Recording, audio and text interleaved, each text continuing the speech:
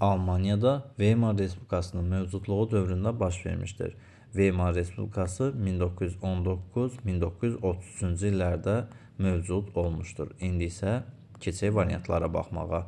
Ölkənin Millətlər Cəmiyyətinə daxil olması 1926-cı ilə təsadüf eləyir. Bu, həmin dövrə uyğundur. Ona görə biri götürəcəyik. Bir olmayan variantları isə çıxardacağıq. Saar vilayətinin referendumla geri qaytarılması bu dövr üçün xarakterik olan bir xüsusiyyət deyil. 2-ni buradan çıxardacağıq.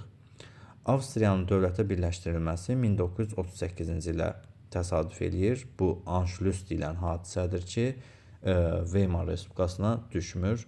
Üçü də variantlardan çıxardaq.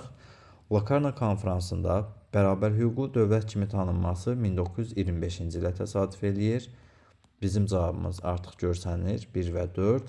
İtaliya ilə Polad paktının imzalanması isə 1939-cu ilə təsadüf eləyir. Bu da Weimar Respublikasının vaxtına düşmür. Cavabımız 1 və 4.